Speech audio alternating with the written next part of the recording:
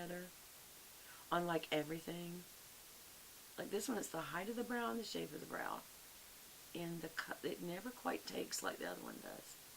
But when I look at it on film, y'all, this one always looks worse. And yet, to me, in person, it looks better. I can never fill this one in enough.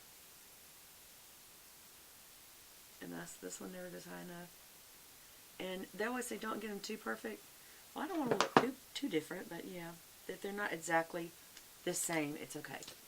Now, because I've done a lot of line, I am going to come through. What's come through? It destroys the lines.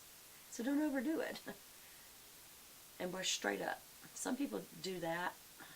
I don't know that's a good thing. I think it takes more of it off. I don't know. I just like going straight up. Maybe it's because my mom taught me all the expressions you make will make your brows come down to where they belong. But brush straight up just to get the hairs going up. And then they'll come down. Okay, wow, that's really dark. But I love it because this is a dramatic look on purpose. So now I'm going to use my eyelash curler. Never don't use it. But that's because I have lashes where I really need it. And I always start at the front, where I put it on the lid. And I'm sorry I'm talking so softly, but I have to not use too much force, but you don't want to whisper. That's even worse for your vocal cords. So I'm just kind of bouncing it. I don't know if y'all can see that. Giving it a good hard. And then I let it out about halfway, and I do it again and curl it back more towards the socket. It gives it more curl. And I always use waterproof. I haven't done my highlighter yet, you guys. And I will be doing that today. Again, just put the bar of your eyelash curler right on your lid, and that will pop your lashes up, and then just go ahead and clamp down. It grabs them. And I'm giving it some pressure here. Sometimes I bob it a little bit. Okay, then I let out, remember, let out about halfway. And do it again, but more towards the back of your socket, so it's curling like a C back towards. And that's because my eyelashes, some of them even go down, like Asian girls have that problem with their eyes. I have some friends that say that's just the way Asian eyes are. And so they use eyelash curlers and falsies, false lashes. And see, when you said falsies back in the day, that meant you meant implants. Falsies not implants, like medically, but false stuffing in your bra. That's what it used to mean. It did. Okay, and so now I need my mascara. And I can't find my Chanel. I don't know what happened to it. But I do like this Lancome, Le Difficiles, or whatever it's called. So I'm going to use it. No, I wish I had my Chanel. I'll use this. And always tip them out first. Go right over the tips. Make sure you get a lot of coverage on the tips first, because that when you come through, it goes to them. And so I do one pass, just curling through the color.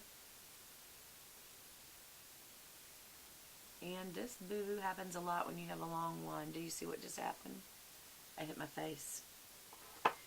Now, because I'm doing this quickly, it may just come right back off. But if not, you can use makeup remover.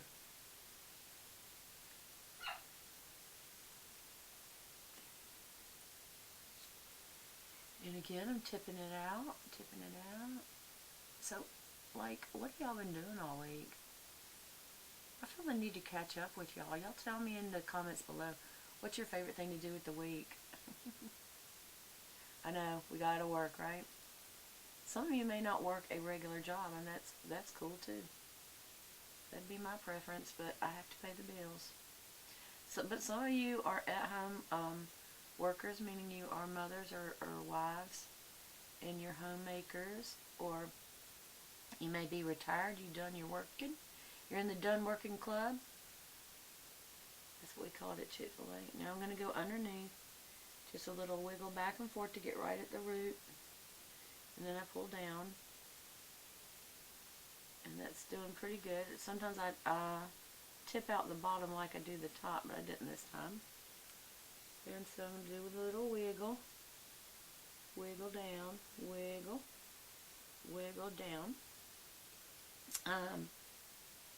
Anyway, a couple of you said, when I said something about what do y'all do, a couple of you said you're students. Hey man, take your school seriously. They actually do care about that later. Or they did for me. I'm an administrator and they cared. You would think that getting your degree didn't matter, but it does. Now, I say that. You don't have to. My husband's in the trade business, and he did get college, but he got 2 years and went into the trade business, and he's done just fine. But that's because he got experience and honed his skills. So you got to do something. Even if when people say, well, I'm a mother, well, that's all the skills all combined. That's the toughest job of all.